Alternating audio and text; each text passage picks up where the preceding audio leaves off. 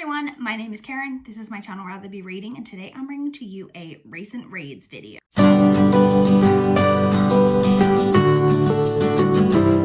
It has been a week since I last checked in with you guys for a recent reads video.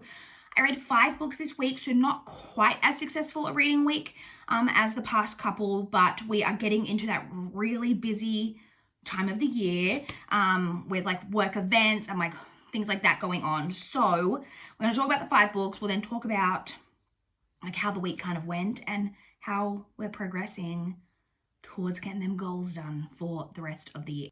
All right, so the first book that I completed this week was Peyton Place by Grace Metalious. This is I don't even really know what you would describe this book as. Contemporary, adult contemporary. But like, so it was published in 1956, but it is set in, I think it's the early 30s, but it actually spans the course of about 10 years. And I thought we were following like a bunch of kind of like Desperate Housewives type characters from this period. That's not really what it is. Peyton Place is not a street, which I said in my previous video. It is actually a town. The place threw me off because that to me would sound like a street name, but it is, Peyton Place is the name of like a town, a small town in, ooh, it's going to be bad, but I can't remember. I want to say Massachusetts, but I could be wrong. A small town somewhere in North England. And it basically just follows a lot of the events and lives of characters living in this town over the course of this period. You do follow it through the lens of a few like kind of main players, but you do get a lot of different perspectives and a lot of different characters kind of all cropping up together. Honestly, this was pretty dull. It also does have some trigger warnings in there for abortion, sexual assault, sexual abuse of a minor, suicide. There's a kind of a lot going on in there. It's like kind of just like a very like dramatic, it's kind of like a soap. Like if you can kind of think, it was kind of like a Days of Our Lives, maybe slightly less contrived maybe, in a book form. That's basically what it was. This book was apparently very scandalous when it was first published. Women are portrayed horribly for the most part, or like horrible things happen to women constantly, that to the point where I actually thought that maybe Grace Metalious was a man. Like the pen name for a man. It's not. It is written by a woman, but I guess it was published written in the 50s, so I guess you got to like take that into account somewhat. But yeah, it was just like nothing good happens. It's pretty boring, pretty depressing. And I actually thought, I rarely am like a fan of an epilogue in a book. I think that normally they're like super contrived and just very much like very like self-service to the to like the fans. Not, I guess not fans, but like fan service. Although I guess for a lot of books there aren't fans yet, but they're very much like about tying the book up in a neat little bow, which I normally don't love, but I really thought that this book could have used an epilogue. In the end, I gave that 2.5 stars. Heart-Shaped Bruise by Tanya, Byrne. This is a YA, I guess, but this is going to easily be read by adults, but I guess it's YA mystery, I think I would more label this as. So we're basically following a character, a female character whose name is Emily, who is in a, I don't know what you would call it. It says here at Archway Young Offenders Institution. So it is a mental health institution, but it is a mental health institution for like criminals, like teenage criminals who are like awaiting trial or things like that for violent crimes, but who need like more like mental health help. And Emily is a patient there. And we know that something has happened, and that we basically know that Emily has done something to a girl. So basically we know pretty early on that Emily's dad was some form of mobster, and she didn't know. She was like very much that you see portrayed in like a Sopranos type thing where the kids don't realize that their like parent is like a full-on mobster until her father killed a prominent, like, I can't remember if he was a police officer or he was a something, and he killed this man, and then in the attack on that man's daughter stabbed him, and that's when it all kind of got revealed, and her dad goes to jail, and she then has some kind of interaction and has done something with the daughter who stabbed her dad. That's what we know, but we don't know what happened. We don't know what she's done. There's a lot kind of more to the story, and we're following her in this mental health institution, and like it goes back and forth between like present day in the mental health institution and in the past, like following the events like leading up to what eventually happened. I honestly thought this was pretty well done.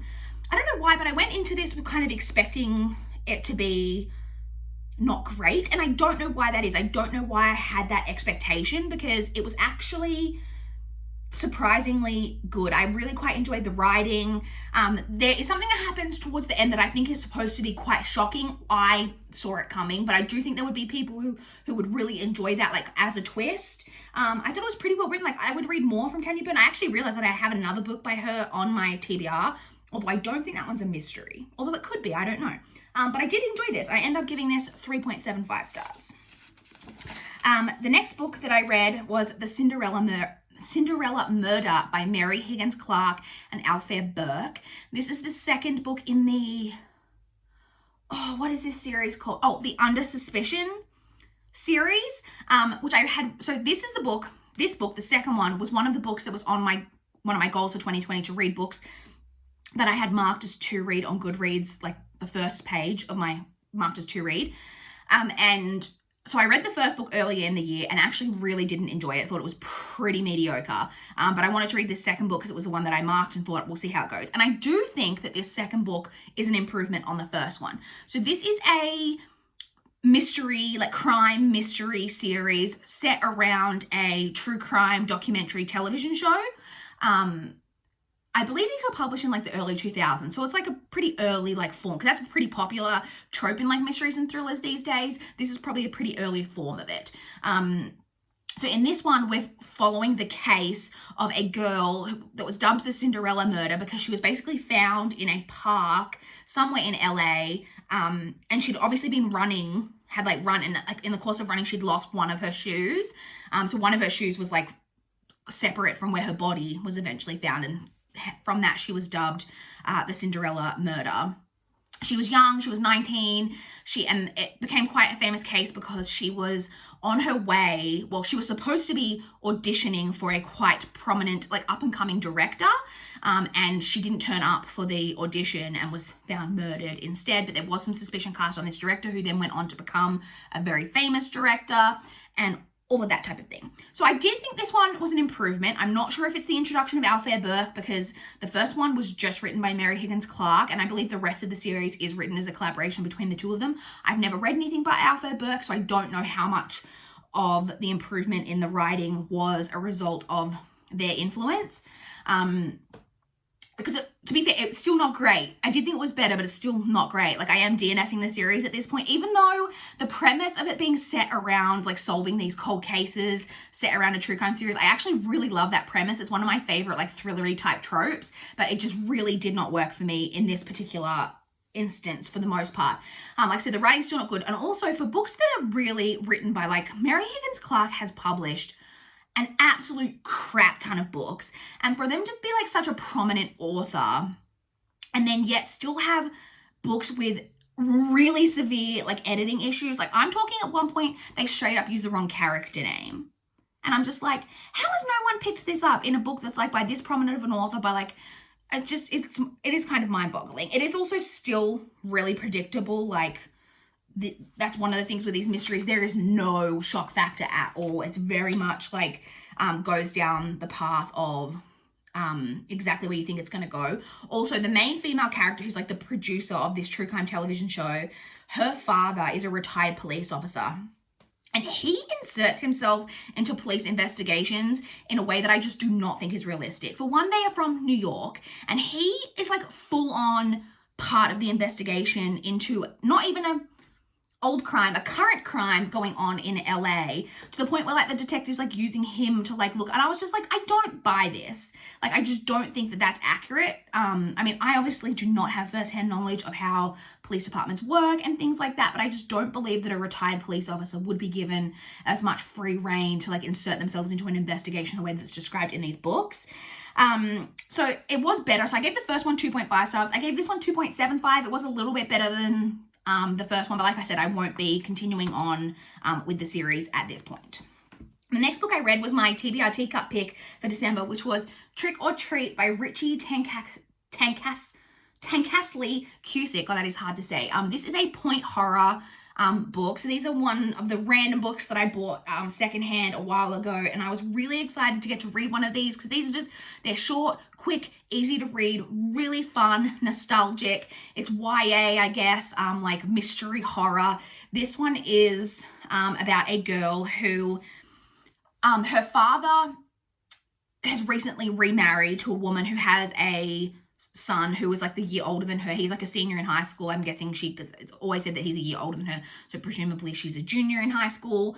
And they move, both of them move from like their prospective homes to this new small town, into this like house that's kind of a bit on the outskirts of town, this like big like kind of crumbling, you know, house that's got a dark history, and weird stuff starts to happen. She starts getting some weird prank phone calls, like a lot of fun shenanigans ensue. I actually realized pretty quickly on picking this up that this is a book that I have read. I remember reading this as a teenager at some point.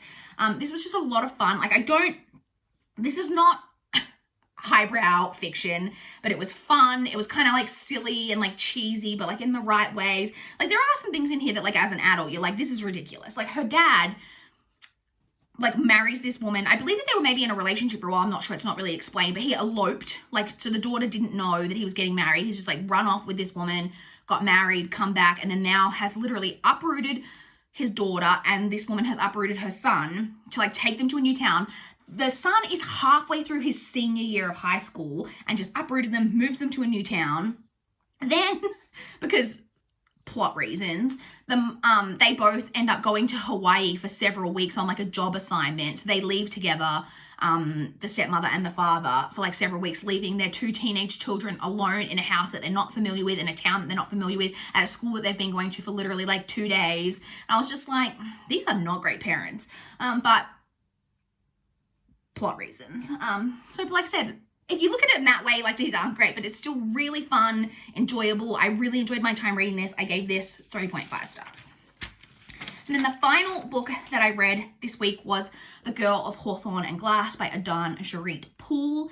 This is one of my NetGalley reads, so I was provided a digital copy in exchange for an honest review. This book has already been published. It was published in early to mid-October, so it's already out and available for you guys to get your hands on a copy if you're interested. This is the first in what I believe is a duology.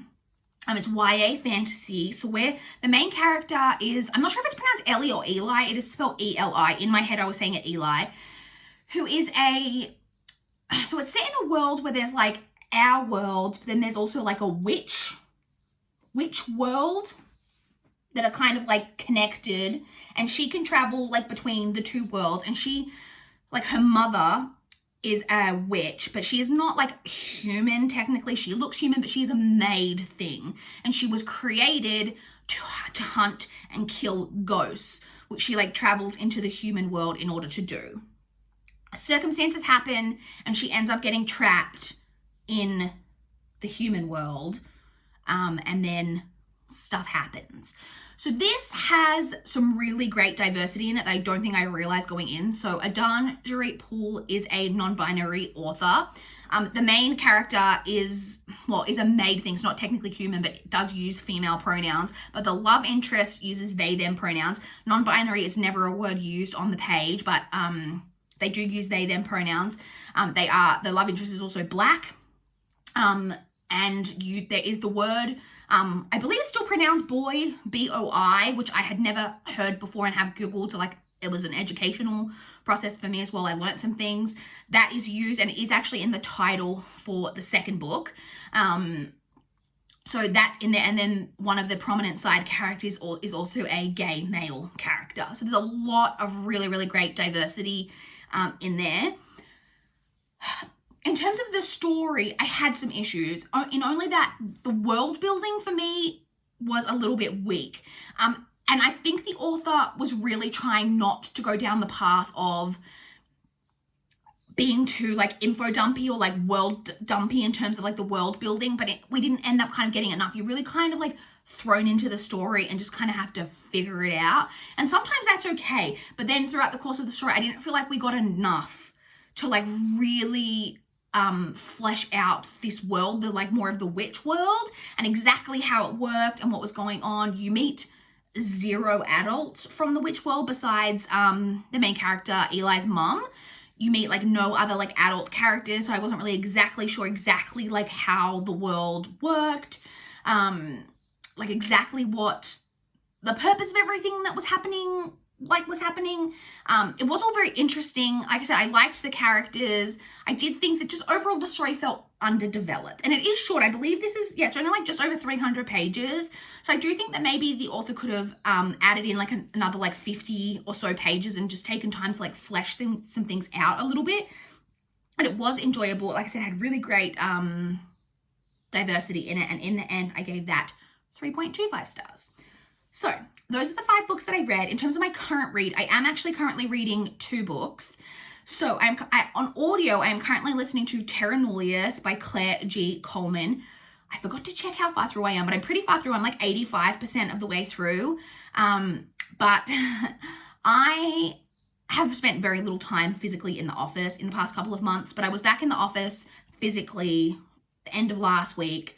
But I didn't get very much listened to on the Thursday, and then on Friday, I had my work Christmas party on Friday that started at like midday, so I only had like part of the day. And even though this audiobook's only 8.5 hours long and I listen on 2.5 times speed, I still didn't get it finished, but I have very little left to go, so I should get that done on Monday, because I do work Monday, Tuesday, Wednesday this week before I finish up for Christmas break. So I'm looking to get that done. Like I said, I've got very little to go. So that is a book by an Australian Indigenous author. I'm not going to speak very much about it at all here because I'm going to have a lot to say about that book when I talk about it in next week's recent reads.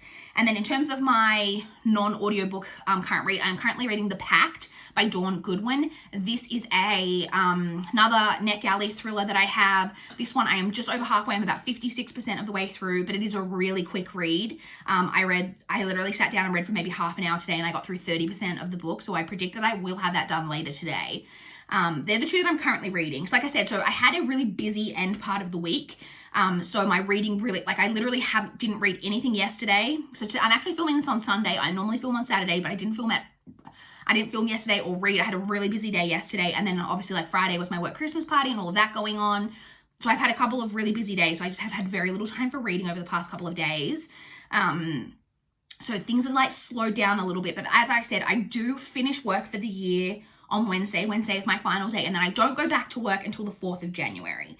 So I'm really hoping to pick up the reading in the end part of the year, because as it stands right now, I believe that I have to read 19 books in 12 days